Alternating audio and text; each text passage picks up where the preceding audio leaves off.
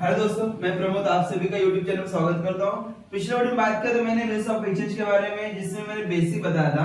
आज हम थोड़ा आगे बढ़ेंगे, एक कैलकुलेशन का एक पार्ट लेते हैं। उससे पहले मैं आपको बताता हूं बेस ऑफ एक्सचेंज में क्या क्या आने का चांसेस है।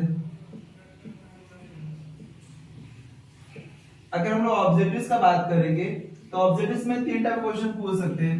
पहला कैलकुलेशन। कैलकुलेशन मतलब आपको दिया रहेगा कि मैंने रिटायर किया बिल, उसका कितना कैलकुलेशन होगा। डिसअमाउंट होने के बाद रेन्यूअल का एंट्री करना होगा, या तो इंस्टॉलमेंट हुआ रहेगा उसका बैलेंस का अमाउंट फाइंड करने के लिए बोल सकते हैं, या तो ड्यू बिल का अमाउंट फाइंड करने के लिए बोल सकते हैं। ये सब कैलकुलेशन का पार्ट है। सेकंड होता है due date. Due date find out करना कि मैंने इस दिन बिल ड्रॉ किया, 3 महीने बाद ड्यू डेट क्या रहेगा। एक लास्ट वन आता है format of bills of exchange. ये फॉर्मेट बहुत इंपॉर्टेंट है। कभी कभी अभी पिछले साल क्वेश्चन आया था बोर्ड पेपर में, लेकिन वो फॉर्मेट नहीं दिया था। जरूरी है पिछले बार नहीं आया तो इस बार भी नहीं आएगा।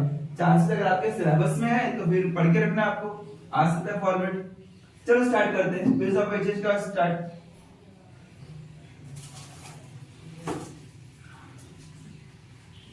पहले कैलकुलेशन का पार्ट हम लोग कवर कर लेंगे। देखना पेज ओपन करना 303 में बिल्स ऑफ एक्सचेंज का topic. First one calculation H point 303 page number bills of exchange का एच पॉइंट। गणेश ने बिल ड्रॉ किया 40,260, ड्रॉ किया बिल 40,260 का 15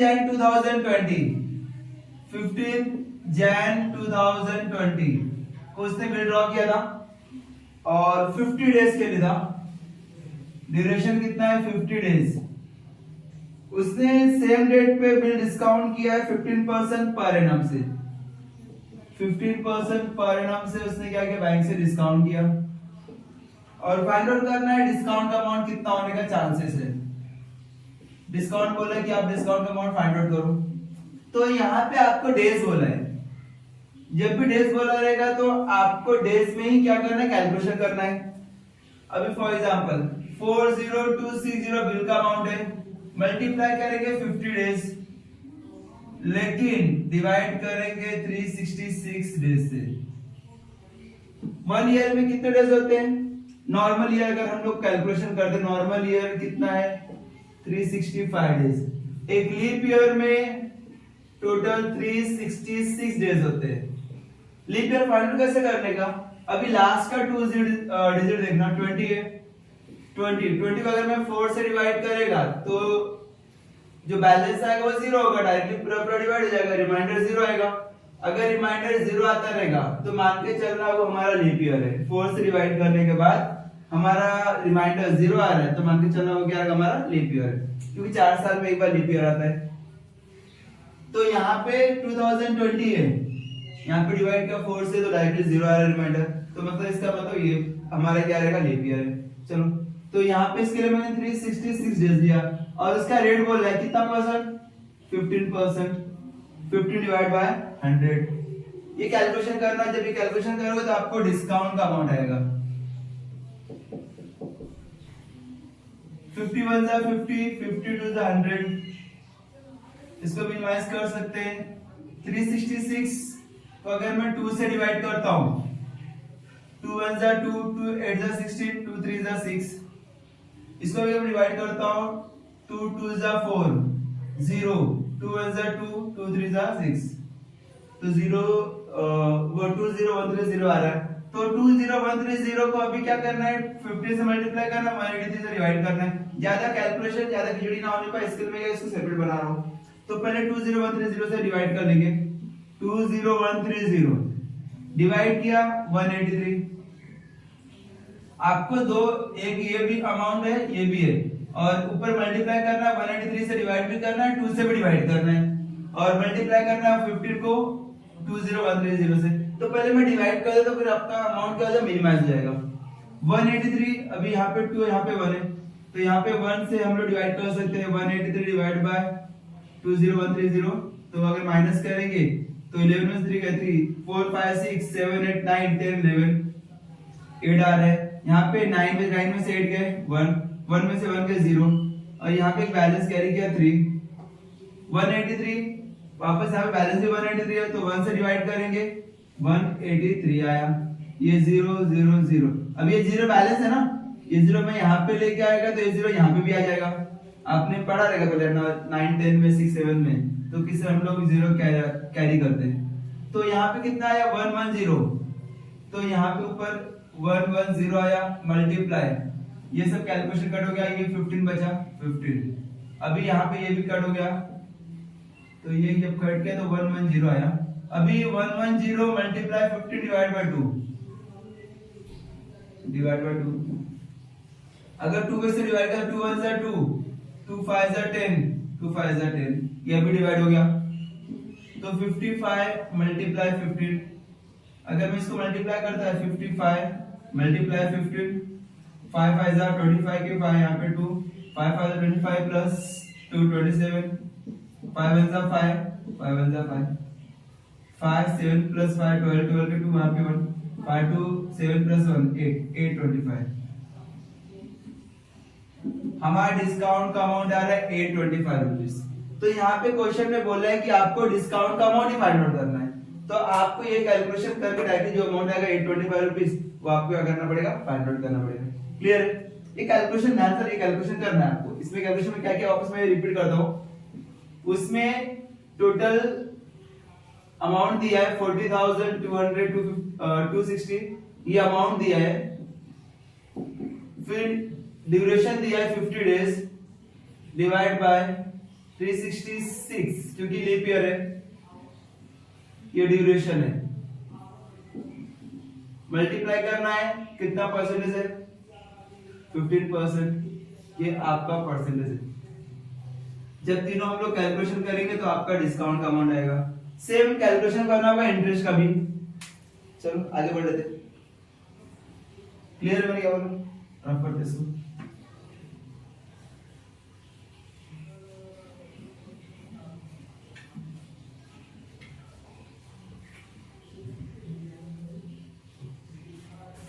नेक्स्ट क्या बोला उसने, Shefali traders drew a bill on Maya for ₹30,000 on 1 October 2019, payable after 3 months. उसने बोला 1 अक्टूबर 2019 को बिल ड्रॉ किया था माया के ऊपर 30,000 का। ये फर्स्ट हो गया, ये सेकंड। बिल ड्रॉ किया था 30,000 का। डेट उसने बोला है 1 अक्टूबर 2019। 1 अक्टूबर 2019 में बिल ड्रॉ किया था कितने मंथ के लिए, 3 मंथ्स के लिए। चलो कैलकुलेशन कर लेंगे आगे। Calculate amount of discount in the following cases. आपको अमाउंट फाइंड आउट करना है डिस्काउंट का। 3 केस दिया गया है। पहला केस देख लेते हैं हम लोग। पहले केस में क्या बोला है, Shefali traders discount the bill on the same day. Same day मतलब जिस दिन मैंने बिल ड्रॉ किया 1 अक्टूबर 2019 को, सेम डे पे उसने बिल वापस क्या किया है, बैंक से डिस्काउंट किया। तो सेम डे मतलब कितना, 3 मंथ्स पूरा बैंक वाले के पास देना पड़ेगा मेरे को। तो कितना अमाउंट आएगा, जब कैलकुलेशन करेंगे 30,000 मल्टीप्लाई, रेट बोला उसने कितना परसेंट रेट बोला है, 12% पर एनम, 12% पर एनम। तो same 30,000 multiply 12% per annum multiply कितना मंथ लेंगे, सेम डेट पे अगर बिल ड्रॉ किया है और सेम डेट पे उसने क्या किया है, बैंक से डिस्काउंट किया रहेगा, तो अक्टूबर से लेके 3 मंथ्स, पूरा 3 मंथ्स रहेगा। तो 3 मंथस का पूरा क्या करना पड़ेगा, अपने को कैलकुलेशन करना पड़ेगा कि 3 महीने का पूरा 3 महीना बैंक के पास था, तो 3 महीने का मुझे डिस्काउंट चार्ज करना पड़ेगा। समझे मैंने क्या बोला, यहाँ पे एक अक्टूबर से 3 मंथ्स के बाद अगर इसका मैं ड्यू डेट फाइंड आउट करता है अक्टूबर 1 अक्टूबर 2019, तो 3 मंथ्स अगर मैं ऐड करूंगा, अक्टूबर के बाद नवंबर दिसंबर जैन 2020, फर्स्ट में 3 डेज ऐड करना, 4th जैन 2020 की हमारा ड्यू डेट रहेगा। 4 जनवरी 2020 को हमारा ड्यू डेट है और 3 मंथ, और उसने क्या किया सेम डेट मतलब 1 अक्टूबर को ही क्या किया उसने बैंक से डिस्काउंट किया, और अक्टूबर से लेके जैन के बीच पूरा 3 महीना गैप है, तो 3 महीने का डिस्काउंट कराना पड़ेगा बैंक से, तो बैंक वाले क्या करेगा चार्जेस करेगा 3 महीने का। कितना अमाउंट आएगा 12 कैंसिल होगा, 20 कैंसिल, 300 मल्टीप्लाई 3, 300 मल्टीप्लाई 3 कितना होगा 900। मतलब फर्स्ट केस में आपका डिस्काउंट का अमाउंट कितना आ रहा है 900 रुपीज। क्लियर, मैंने क्या बोला, टोटल अमाउंट लिया मैंने, कितना परसेंटेज चार्ज कर दिया डिस्काउंट का वो लिया, और कितना मंथ बैंक के पास रहेगा अमाउंट वो बिल, तो उतने मंथ का आपको क्या करना पड़ेगा कैलकुलेशन करना पड़ेगा। ये पहला केस हुआ। दूसरे केस में क्या बोला है, दूसरे केस में ये बोला है कि trader discount the bill on 1 नवंबर, मतलब अक्टूबर में बिल ड्रॉ किया था, नवंबर में उसने बैंक से डिस्काउंट किया, मतलब 1 महीने बाद। अगर बिल का टाइम ड्यूरेशन 3 मंथ्स है, 3 मंथ्स में उसने 1 महीने बाद अगर बैंक से डिस्काउंट किया रहेगा, तो बैंक के पास वो बिल कितने महीने रहेगा 2 मंथ्स ही रहेगा ना। सिंपल सी बात, 3 महीने बाद मुझे पैसा मिलेगा, तो अगर मैं आज ही जाता तो बैंक के पास, तो 3 महीने बैंक करेगा बिल रखेगा बैंक अपने पास, तो 3 महीने का पैसा मैं यूटिलाइज करेगा, तो मुझे उसका ब्याज भी देना पड़ेगा ना। और सेम अगर 2 महीने बाद, अगर 1 महीने बाद अगर मैं बैंक के पास जाता हूँ, बोलता भाई ये 2 महीने के बाद मुझे पैसा देना है, तो भाई 2 महीने का अमाउंट मिलेगा ना, यहाँ पे 2 महीने कैलकुलेशन करना पड़ेगा अपने को। अक्टूबर में बिल ड्रॉ किया, 1 नवंबर में, 1 नवंबर 2019 में बैंक के पास गया, बैंक को बोला भाई काम पर ये बिल है, बिल तुम्हारे पास रखो, इसका अमाउंट मुझे क्या करना है पे कर देना, बाद में आप उससे आगे कलेक्ट कर लेना। तो भाई 1 महीने बाद में बैंक के पास जा रहा हूं, तो बैंक वाला कितना रखेगा 1 नवंबर को बिल रखेगा, और जनवरी में क्या करेगा उसको बिल का अमाउंट क्या करेगा कलेक्ट करेगा, मतलब नवंबर दिसंबर और जन 2 मंथ। तो 2 महीने कैलकुलेशन यहाँ पे करना, 30,000 मल्टीप्लाई 12% फॉर 2 मंथ्स। ये 2 मंथ्स के लिए मालूम पड़ जाना चाहिए। 1 नवंबर 2019 को उसने क्या किया बैंक को डिपॉजिट किया, बैंक को दिया डिस्काउंट करने के लिए, इसके लिए 2 मंथ्स आया। 12 कैंसिल, 20 कैंसिल, 300 मल्टीप्लाई 2 कितना होगा 600। तो मींस आपको 2 महीने का डिस्काउंट मिलेगा, बैंक वाला देगा 600 रुपीज। नेक्स्ट सी पॉइंट, सी में उसने क्या बोला है कि बैंक से डिस्काउंट किया 1 दिसंबर को, 1 दिसंबर को बैंक के पास गया, बिल दिया और बोला कि जैन में मुझे पैसा मिलेगा। बैंक वालों बोला जाके काम करना, जैन में उससे पैसा कलेक्ट कर लेना। तो मतलब दिसंबर से जैन के बीच में कितने मंथ का गैप है 1 मंथ का ही ना, तो 1 मंथ का डिस्काउंट चार्ज करेंगे हम लोग। सेम 30,000 मल्टीप्लाई 12% फॉर 1 मंथ, क्योंकि दिसंबर में बैंक के पास गया, दिसंबर में बैंक के पास जाने के लिए उसने क्या किया 1 मंथ का कैलकुलेशन कर दिया। करो कैलकुलेशन कितना होगा 12 कैंसिल, 20 कैंसिल, 300 मल्टीप्लाई 1 300 मींस इसका डिस्काउंट का अमाउंट कितना आएगा 300 रुपीस। क्लियर है मैंने क्या बोला? चलो ठीक है, एक minute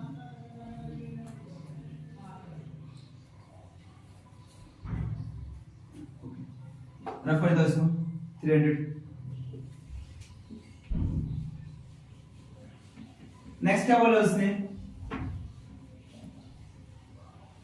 Veena who had accepted Sudha's bill for ₹28,000 was declared insolvent, declared bankrupt, and only 35 paise in a rupee could record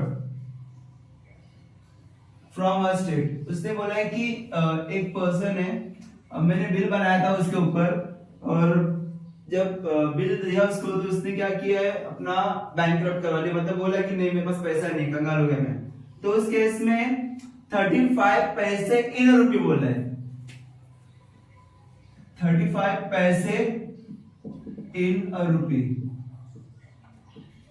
1 रुपए में 35 पैसे, 1 रुपए में कितना पैसा होता है 100 पैसे, 100 में कितना पैसे बोला है 35 पैसे। तो इन शॉर्ट 100 को मैं परसेंटेज कंसीडर करता हूं, परसेंटेज मतलब 100 होता है ना, तो इसका मतलब वो 35% का बात कर रहे हैं। तो जब मैंने बिल ड्रॉ किया था सामने वाले के ऊपर ड्रॉई के ऊपर, तो ड्रॉई ने बोला कि मेरे पास पैसा नहीं है, तो जितना भी अमाउंट था उसका 35% ही क्या किया, रिकॉर्ड हो पाया उस पर्सन से। तो यहाँ पे उसने अमाउंट बोला है, वीना ने क्या किया है, सुधा से बिल एक्सेप्ट किया था 28,000 का, तो 28,000 का बिल बनाया था, उसके ऊपर कितना परसेंट मिला, 35%।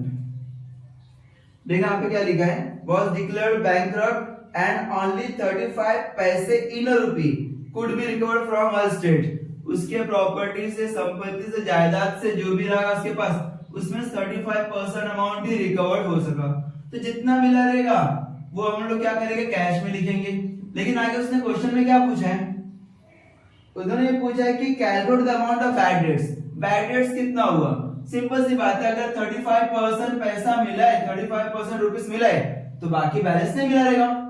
तो बाकी बैलेंस कितना होगा, 100 में अगर 35 मिला तो 65% नहीं मिला रहेगा। तो 35 का पहले कैलकुलेशन कर लेते, कितना अमाउंट आ रहा है, 20 कैंसिल, 280 मल्टीप्लाई 35 करना, मल्टीप्लाई 35, 500, 5 40, 0 4, 5 2 10 14, 300, 8 3 24 के 4, यहाँ पे 2, 3 2 6 7 8, 8 0 0, 4 + 4 8, 8 + 1 9, 9,800 रुपीस क्या हुआ, रिकवर हुआ। कैश में कितना मिला, 9,800। सिंपल सी बात है, 28,000 में 9,800 मिला रहेगा, तो बाकी बैलेंस नहीं मिला रहेगा। तो 28,000 में 9,800 मिल चुका है। 28,000 बिल का अमाउंट था, जिसमें से कैश रिकवर्ड हुआ 9,800। अगर दोनों को माइनस करेंगे तो 200 यहाँ पे, उसके बाद 17 9 में से 17 में 9 गया तो कितना होगा, 9 10 11 12 13 14 15 16 17 8, यहाँ पे 1 18,200 हमारा बैड डेट्स का अमाउंट रहेगा। बिल का अमाउंट था 28,000, जिसमें से कैश रिकवर्ड हुआ 9,800 और दोनों को माइनस किया तो 18,200 हमारा बिल बैड डेट्स का अमाउंट है। यहाँ पे मेंशन भी किया कि फाइंड आउट करना है कि आपको बैड डेट्स का अमाउंट, बैड डेट्स का अमाउंट कितना रहेगा, 18,200। क्लियर। ये आपने जब आपने एंट्री पास किया रहेगा तो आपको ये एंट्री में कैलकुलेशन करने के लिए बोला रहेगा कि भाई जब आप पूरा का पूरा क्वेश्चन सॉल्व करते हो बिल्स ऑफ एक्सचेंज का, तो वहां पे लास्ट में ये होता है, तो भाई बिल हॉनर होगा ड्यू डेट पे, हॉनर नहीं हुआ तो रिटायरमेंट होगा, रिटायरमेंट नहीं हुआ तो इंस्टॉलमेंट होगा। तो इंस्टॉलमेंट केस में आपको ये कैलकुलेशन किया रहेगा आप लोगों ने। चलो आगे बढ़ते हैं।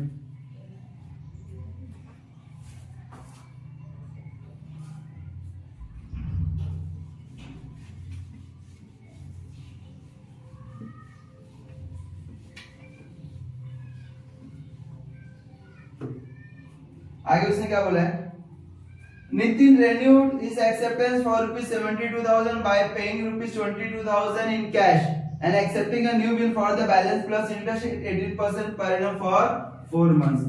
उसने बोला है कि नितिन ने अपना बिल रिन्यू करने के लिए बोला है, तो 72,000 का बिल का अमाउंट था, पुराना बिल, और उसके बाद 22,000 कैश में पे किया। जब ये बिल डिसऑनर्ड हुआ तो डिसऑन होने के बाद उसने क्या बोला, नितिन ने क्या बोला है कि मैं आपको अभी 22,000 कैश में पे करता हूं। क्वेश्चन में गिवन है, उसने बोला है कि रिन्यू करने के, जब भी रिन्यू बोला रहेगा इसका मतलब क्या हुआ, हमारा पुराना बिल कैंसिल हुआ ना, 72,000 का बिल था वो कैंसिल हुआ। तो जब कैंसिल हुआ तो कंडीशन क्या रखा उसने कि मैं अभी आपको 22,000 कैश में पे करता हूं, बाकी जो बैलेंस आएगा, बैलेंस कितना आएगा, 50,000 आएगा, 50,000 के ऊपर आप एक नया बिल बना के दो। तो मतलब उसका भी थोड़ा टाइम दे दो, क्योंकि मेरे पास इतना पैसा है नहीं, 72,000 मेरे पास नहीं है, मेरे पास अभी 22,000 है, वो तुम्हारे पास रखना, बाकी जो 50,000 बैलेंस बच रहा है उसके ऊपर एक मुझे नया बिल बना के दो, चाहिए तो आप इंटरेस्ट भी दे देना। तो यहाँ पे उसने क्या बोला, उसने बोला भी है कि एक्सेप्ट किया है new bill for the balance, balance amount के ऊपर उसने नया बिल एक्सेप्ट किया है, लेकिन उसमें इंटरेस्ट भी ऐड करने के लिए बोला है। मतलब यहाँ पे जो भी अमाउंट 50,000 है उसमें इंटरेस्ट भी क्या करने के लिए बोला है, ऐड करने के लिए बोला है। अब इंटरेस्ट का अमाउंट कैसे कैलकुलेशन करना, वहां पे दिया है कि 18% पर एनम, तो सेम जैसे इसके पहले डिस्काउंट का अमाउंट का कैलकुलेशन किया था, सेम इंटरेस्ट का अमाउंट क्या करना है, कैलकुलेशन करना है। तो 50,000 अमाउंट, इस अमाउंट के ऊपर आपको इंटरेस्ट चार्ज करना पड़ेगा, क्योंकि आपने ये अमाउंट नहीं दिया, ये अमाउंट आपको 4 महीने बाद दे रहे हो। तो जब 4 महीने बाद ये अमाउंट दे, तो मतलब इसी के ऊपर आपको 4 महीने का कैलकुलेशन करना पड़ेगा। ये पुराना बिल का अमाउंट है, इसके ऊपर इंटरेस्ट नहीं कैलकुलेशन करना, ये तो हम लोग ने कैश दे दिया है ना, तो इसके ऊपर भी आपको इंटरेस्ट कैलकुलेशन नहीं करना है।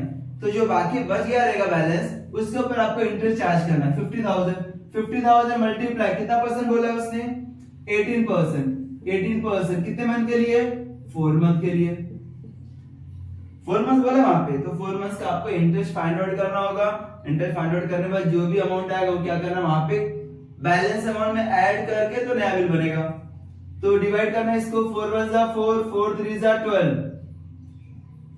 3 1 जा 3, 3 6 जा 18, 2 0 2 0 कैंसल, तो 500 अमाउंट बैलेंस के लिए तो मल्टीप्लाई 6 यहाँ पे कुछ डिवाइड के लिए नहीं है, तो ये अमाउंट आएगा हमारा 3000।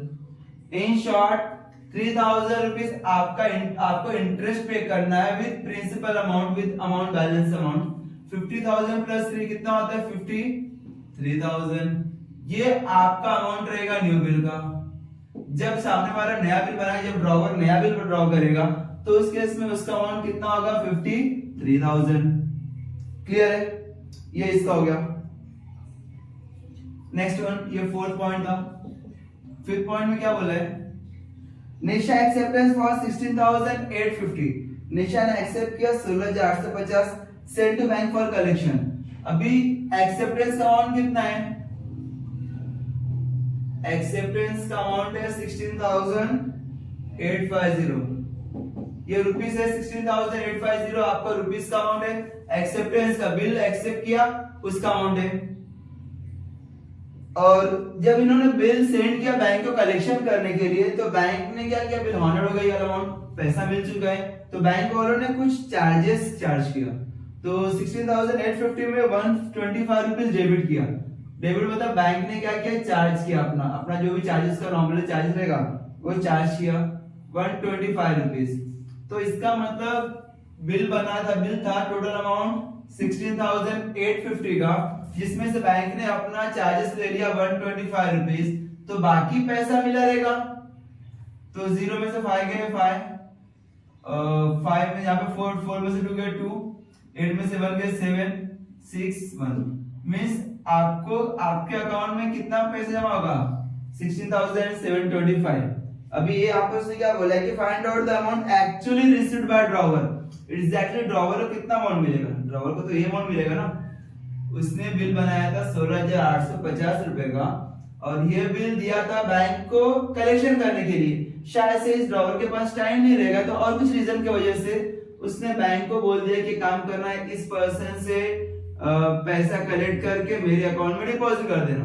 तो बैंक वाला तो फ्री में काम करेगा नहीं, तो उसने क्या किया, बोला ठीक है मैं काम कर देगा। तो फिर उसने अपना चार्जेस लिया, 16,850 में 125 रुपए चार्जेस लिया।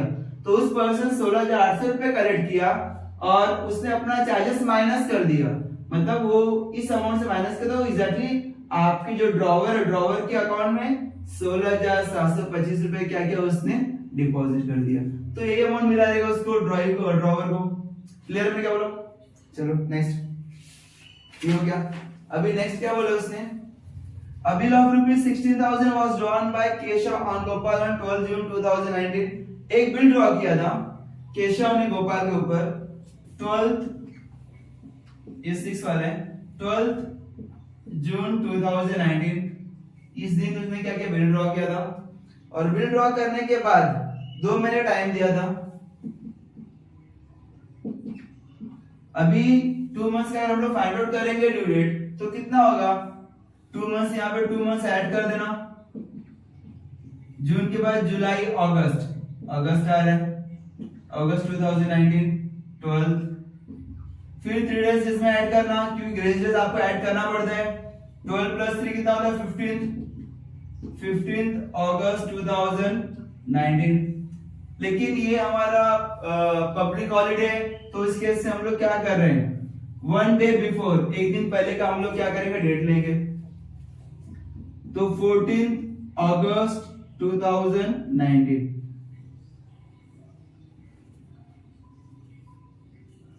ये हमारा पब्लिक हॉलीडे है।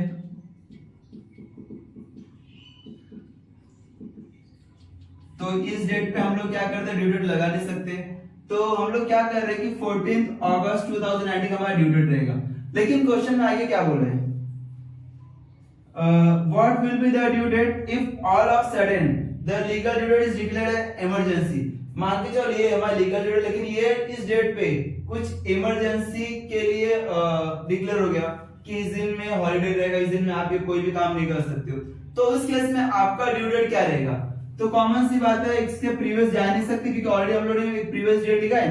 तो अभी आपको क्या करना होगा, 14 के बाद 15 को हॉलीडे, तो नेक्स्ट ड्यू डेट क्या रहेगा? 16। अगर 14 का आपका ड्यू डेट आ रहा है, 14 को कुछ इमरजेंसी की वजह से हॉलीडे हो गया, 15 को हॉलीडे है ही है, पब्लिक हॉलीडे है, तो यहाँ पे ले ही नहीं सकते, तो उस केस में आपको इसके आगे नेक्स्ट डे पे आना पड़ेगा, वो आपका ड्यू डेट रहेगा। मींस 16 अगस्त 2019 आपका क्या रहेगा? ड्यू डेट रहेगा। क्लियर मैंने क्या बोला? चलो ठीक है। ये तो हुआ आपका बेसिक कैलकुलेशन जो आपको एग्जाम में अगर आया तो फिर 5 मार्क्स के लिए आया तो आप लोग क्या कर सकते हो? सॉल्व कर सकते हो। चलो आगे देखते हैं। अभी हम लोग एक काम करते हैं, कैलकुलेशन ऑफ ड्यू डेट। जब मैंने यहाँ पे जैसे बता दिया तो उसी केस में 2-3 क्वेश्चन है वो हम लोग क्या करते हैं? सॉल्व कर लेते हैं। वो अगर एग्जाम में आया तो फिर आप कैलकुलेशन कर सकते हो।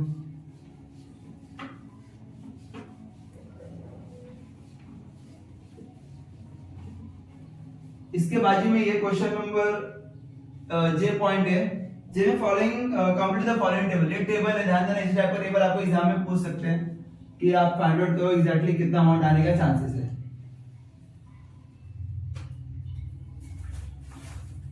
नेक्स्ट पेज पे ये कंप्लीट द फॉलोइंग टेबल, वहां पे लिखा है date of drawing, date of drawing, आगे डेट ऑफ एक्सेप्टेंस,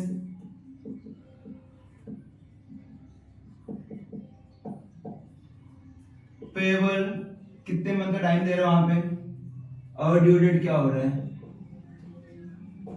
यहाँ पे ड्यू डेट पूछा है तो मान के चला ये लीगल ड्यू डेट रहेगा, और लीगल ड्यू डेट में आपको क्या करना होगा? 3 डेज ऐड करना पड़ेगा। कुछ भी नहीं बोला रहेगा तो आपको कंसीडर करना होगा, हम लोग को फाइंड आउट करने के लिए बोला है लीगल ड्यू डेट। तो लीगल ड्यू डेट में चाहे वो डेट ऑफ बिल हो या डेट ऑफ ड्राइंग हो या डेट ऑफ एक्सेप्टेंस, तो उस केस में आपको 3 डेज क्या करना है? ऐड करना है।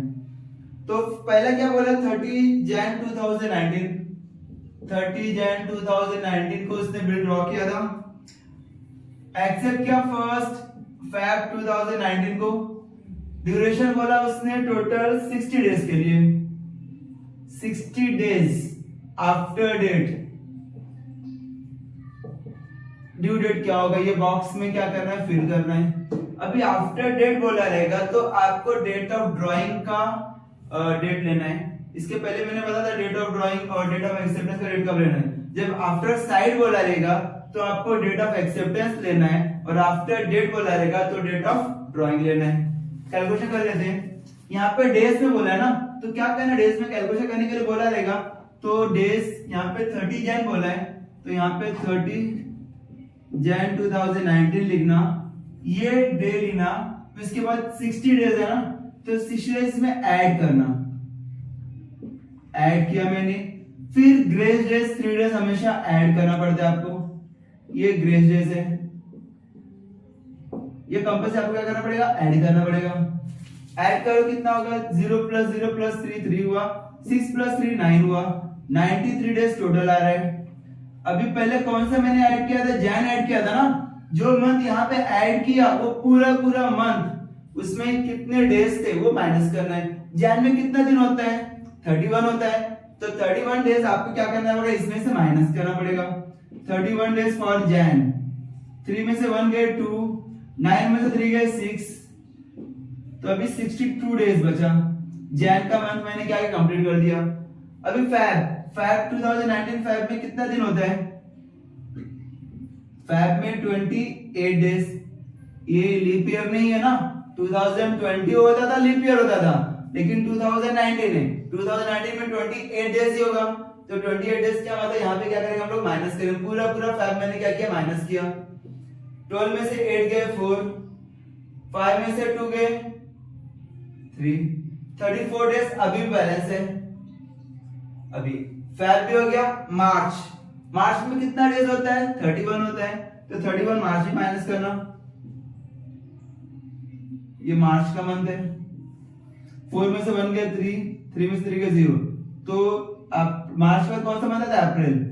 अप्रैल में 3 तारीख तो आ ही सकता है ना, 1 अप्रैल 2 अप्रैल 3 अप्रैल, तो हमारा ड्यू डेट क्या रहेगा? 3 अप्रैल। यहाँ पे आप मेंशन कर रहे हो 3 अप्रैल 2019, ये आपका ड्यू डेट का कैलकुलेशन इंपॉर्टेंट है, एग्जाम में पूछ सकता है, तो फिर इस केस में आपको क्या करना होगा? कैलकुलेशन करना पड़ेगा। क्लियर? मैंने क्या बोला? नेक्स्ट, रिवीजन जरूरी है, प्रैक्टिस जरूरी है। नेक्स्ट, 17/8/2019, सेकेंड है 17/8/2019, उसमें 21/8/2019 3 months आफ्टर साइड बोला है, 3 month आफ्टर साइड। अभी यहाँ पे साइड वर्ड यूज किया है, तो जब भी आफ्टर साइड बोला रहेगा ना, तो आपको डेट ऑफ एक्सेप्टेंस का डेट लेना है। तो यहाँ पे बॉक्स बना के दिया कि यहाँ पे कितना आने का चांसेस, क्या ड्यू डेट रहेगा। तो उस केस में 21/8/2019 है, उसमें कितना मंथ का टाइम है? 3 मंथ है। आफ्टर साइड बोला रहेगा तो आपको डेट ऑफ एक्सेप्टेंस लेना है, तो आफ्टर साइड 3 मंथ ऐड करना, पहले 3 मंथ ऐड कर देना, कितना है? 3 मंथ जब आपने ऐड किया तो 8 के बाद 8 9 10 11 मतलब नवंबर, यहाँ पे 21 नवंबर 2019 लिखा, लेकिन इसमें ग्रेस डेज भी तो ऐड करना पड़ेगा ना, क्योंकि हम लोग लीगल फाइंड आउट कर रहे हैं। लीगल में 3 दिन क्या करना पड़ेगा? ऐड करना पड़ेगा। 21 + 3 कितना होता है? 24/11/2019 मींस आपका 24 नवंबर 2019 आपका ड्यू डेट रहेगा। यहां पे मेंशन कर देना 24 नवंबर 2019। नेक्स्ट इसने क्या बोला है? 23 दिसंबर 2019, 23 दिसंबर 2019 और बिल एक्सेप्ट किया 26 December 2019, 1 month after date, 1 month after date, 1 month after date बोला है, तो कैलकुलेशन कर लेंगे हम लोग। सेम 23 आफ्टर डेट बोला रहेगा तो आपको ये मंथ लेना है, 23 दिसंबर लिया मैंने 2019, 1 मंथ ऐड करो, 23 जैन 2019 आया, सॉरी 2020 आया।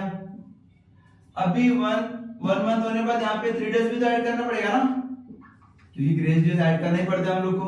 23 के बाद 26 जैन 2020, लेकिन 26 जैन तो हमारा पब्लिक हॉलीडे रहेगा, तो उस केस में 1 डे बिफोर, एक दिन पहले का डेट आपको लेना होगा। तो यहाँ पे 26 जैन नहीं लिख सकते, तो उसके बदले क्या लिखना होगा? 25 जैन 2020, ये आपको डेट लिखना पड़ेगा। तो यहाँ पे इसका आंसर क्या रहेगा?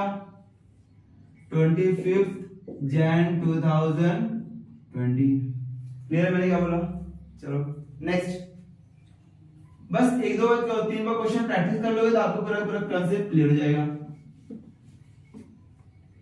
आगे उसने क्या बोला है?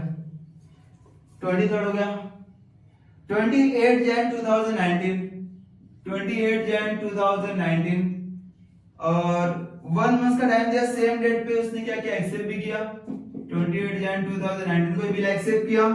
1 मंथ आफ्टर डेट है, 1 मंथ आफ्टर डेट। यहाँ पे ड्यू डेट क्या होने का चांसेस है वो पूछा है।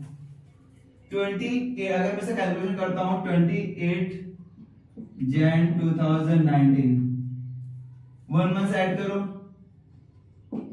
1 मंथ ऐड किया तो 20 और यहाँ पे शायद से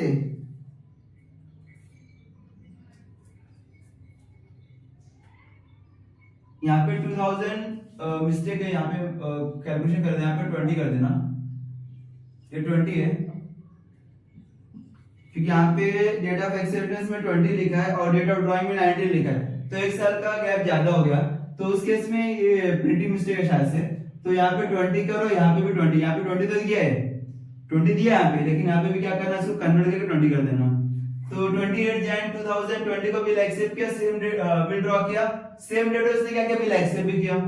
तो कितने का बिल ये तो दिया है यहाँ पे 28 जैन 2020 यहाँ पे शो कर देना। 1 मंथ ऐड किया तो कितना होगा 28 Feb 2020। 28 Feb 2020 को हम लोग ने क्या किया है, एक महीने का ड्यू डेट है, लेकिन उसमें 3 डेज तो ऐड करना पड़ेगा ना, 3 डेज। अभी यहाँ पे Feb 2020 हमारा लीप ईयर है। कैसे मालूम पड़ा लीप ईयर है, 20 लास्ट में डिवाइड करना 4 से, 4 1 जा 4, 4 5 जा 20, तो पूरा पूरा जीरो है ना, रिमाइंडर जीरो मतलब हमारा लीप ईयर है। अगर वैसा भी नहीं हो रहा तो फिर एक काम करना है, 2000 हमारा लीप ईयर है, तो 2000 से +4 करना, हमारा लीप ईयर आते रहेगा। 2004 लीप ईयर है, 8 लीप ईयर है, 12 लीप ईयर है, 16 लीप ईयर है, 20 लीप ईयर है। तो 4 से क्या करना, आप ऐड करते जाना।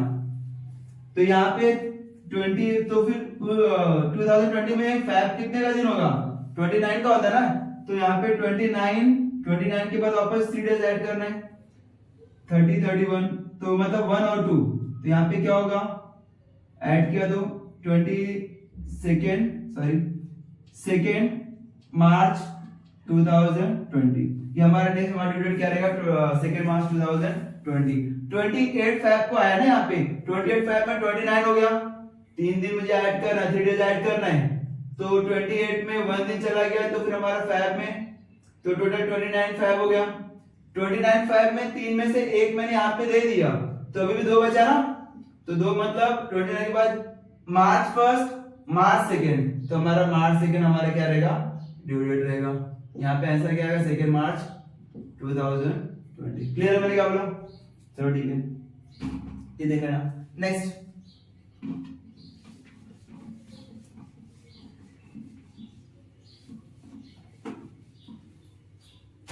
आगे लास्ट वन क्या बोला, 30 जून 2019, 30 जून 2019 to 7 2019, 45 डेज। यहाँ पे ड्यूरेशन कितना बोला, 45 डेज। आफ्टर डेट बोला है, जब भी आफ्टर डेट बोला रहेगा तो क्या करना है, ये डेट लेना, 30 जून 2019 लिखा मैंने यहाँ पे, उसने 45 डेज में दिया है, वो ऐड करना 45 डेज, और ग्रेस डेज भी तो ऐड करना पड़ेगा, 3 डेज ग्रेस डेज। 5 + 3 कितना होता है, 8, 4 + 3 7, टोटल अमाउंट 78 डेज हुआ। अभी 78 में पहले कौन सा मंथ है, जून है ना, जून मंथ माइनस करना, यहाँ पे जून है तो पहले जून में कितना डेज होता है, 30 डेज, वो 30 डेज माइनस करना, 8 7 में से 3 गए 4, 48 आया। 48 में जून मैंने माइनस किया, तो जून के बाद कौन सा मंथ आता है, जुलाई। जुलाई कितने का होता है, 31 डेज होता है जुलाई का, वो माइनस करना है। 8 में से 1 गया 7, 4 में से 3 गए 1, तो हमारा 17 जुलाई के बाद अगस्त, तो हमारा ड्यू डेट क्या रहेगा, 17 अगस्त 2019, 17 अगस्त 2019। ये क्लियर है मैंने क्या बोला,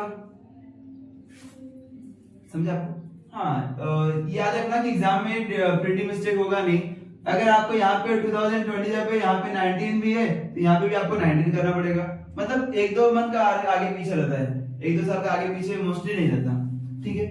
ये आपका कैलकुलेशन हुआ। एक थर्ड पार्ट है आपका फॉर्मेट है, बिल्स ऑफ एक्सचेंज का जो एग्जाम का ये पूछते हैं, तो फॉर्मेट में आपको जस्ट बाय हार्ट करना है। तो ऊपर ड्रॉवर का नाम, जो भी ड्रॉवर दिया ड्रॉवर का नाम लिखना, यहाँ पे स्टैम्प बना देना, यहाँ पे रुपीस बना देना, रुपीस कॉलम की तरफ, फिर यहाँ से लिखना स्टार्ट करना, कितने मंथ का बोला, 3 मंथ है, 4 मंथ है, 5 मंथ है, तो 3 months after date paid to me और my order the sum of rupees so and so only for the valid receipt. 2-3 line आपको जस्ट बाय हार्ट करना है।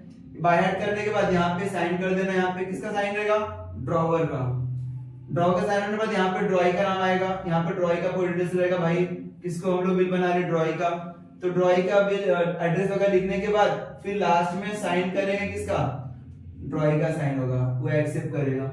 बस यही है फॉर्मेट में। आप एक दो बार तीन बार प्रैक्टिस करोगे ना तो बस दो तीन लाइन स्टार्टिंग है, ये जो मिडल है ना वो याद रखना है। बस ये आपका फॉर्मेट तैयार हो गया। क्लियर है? मैंने क्या बोला, यहाँ पे पे टू मी और माय ऑर्डर, अगर यहाँ पे थर्ड पार्टी दिया रहेगा, पे का नाम दिया रहेगा, तो उस केस में उसका नाम लिखना, पे टू सो एंड सो और हर ऑर्डर और हिज ऑर्डर।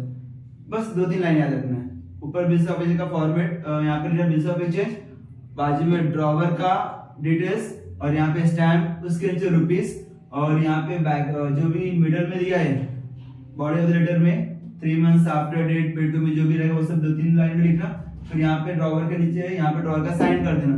फिर एक दो लाइन छोड़ने के बाद ड्रॉई का, ये ड्रॉवर है, ये ड्रॉई है, ड्रॉई का पूरा डिटेल्स नाम एड्रेस के साथ। फिर जिस दिन बिल एक्सेप्ट किया तो यहाँ पे एक्सेप्टेड लिखना, जिस दिन एक्सेप्ट किया उसका डेट लिखना। क्लियर है? बस, इससे ज्यादा एग्जाम में कोई पूछेंगे नहीं। और कोशिश करना कि ये प्रैक्टिस करने के लिए, और आपने ये बिल्स ऑफ एक्सचेंज में सेकंड मेथड है वन ड्रॉवर मेनी ड्राइंग, तो वो क्वेश्चंस कोशिश करो सॉल्व करने के लिए, क्योंकि उस क्वेश्चन में कैलकुलेशन पर्पस के लिए पूछ सकते हैं कि बाय रिटायरमेंट क्या उसका क्वेश्चन क्या आने का चांसेस है, उसका अमाउंट क्या आने का चांसेस है। क्लियर है? ठीक है, थैंक यू।